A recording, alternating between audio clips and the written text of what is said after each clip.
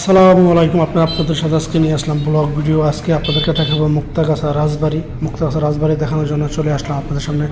সুন্দর ব্লগ একটি নিয়ে সুন্দর একটি ভিডিও নিয়ে আপনারা অবশ্যই সঙ্গে থাকবেন। সেই সাথে আমি আছি এমডি নাজমুল ইসলাম। আপনাদেরকে আজকে দেখাবো মুক্তাগাছা রাজবাড়ি ঘুরে ঘুরে কোন জায়গায় কী ছিল সেই বিষয়গুলো আপনাদের সাথে তুলে ধরবো। আমাদের রাজবাড়িটা হলো বিখ্যাত, আর আমাদের মুক্তাগাছা রাজবাড়ি ময়মনসিংহ মুক্তাগাছা অবস্থিত আমাদের এই রাজবাড়ি।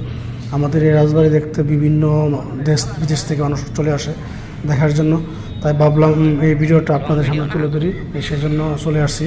আমার ক্যামেরাম্যান আছে আমার বাগিনা অনিম, আর আমি আছি সামনে। আমি হেঁটে যাচ্ছি, পিছন দিক থেকে ভিডিও করে যাচ্ছে অনিম। সেই আমরা রাজবাড়ির দিকে এগিয়ে যাচ্ছি ছোটো ছোটো পা করে। আমার কোলে আছে নুসাইবা ঘুমাচ্ছে, তার শরীরটা অনেক ক্লান্ত, কারণ যে ভিডিওটা করছি এই ভিডিওটার সময় প্রচণ্ড গরম ছিল।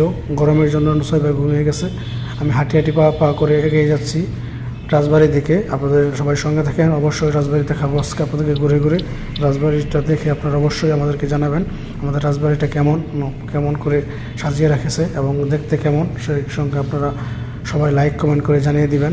শেষে চলে যাচ্ছে হেঁটে পা করে। দেখেন এখানে ভূমি অফিস রয়েছে, এখানে জমির সব কিছু কাজ করা হয়। দেখা যাচ্ছে হেঁটে এই যে ছেলে ফেলে দাঁড়িয়ে আছে। আমরা যে রাজবাড়ির সামনে চলে আসছি, ইতিমধ্যে আপনারা দেখতে পাচ্ছেন রাজবাড়ির গেট আমার সামনে দাঁড়িয়ে আছে সুন্দর করে, সাদা গেট। সামনে অজস্র মানুষ, লক্ষ লক্ষ মানুষের জন্য তার বীর সামনে গাড়ি রয়েছে।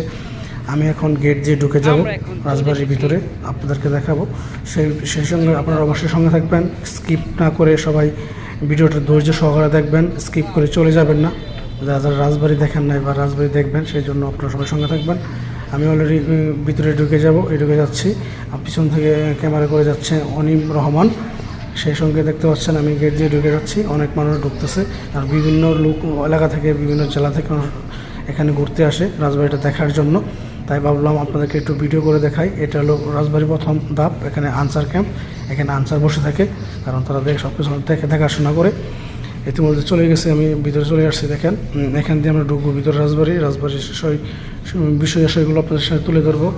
দেখেন এগুলো কক্ষ, এক এক কক্ষ এক এক প্রজারা থাকতো, এখানে দাসীরা থাকতো। এই গেট দিয়ে ঢুকে যাচ্ছে, আপনারা দেখতে পাচ্ছেন অনেক মানুষ বসে আছে, দেখতেছে সবাই এটা দেখার জন্য আসে এখানে কোন জায়গায় কী ছিল। আমি চলে আসলাম এখানে। এই যে আমি প্রথমে যেখানে যাব দেখতে পাচ্ছেন, এই যে এখানে নাচা গান হতো, এখানে রাজারা নাচ গান করতো।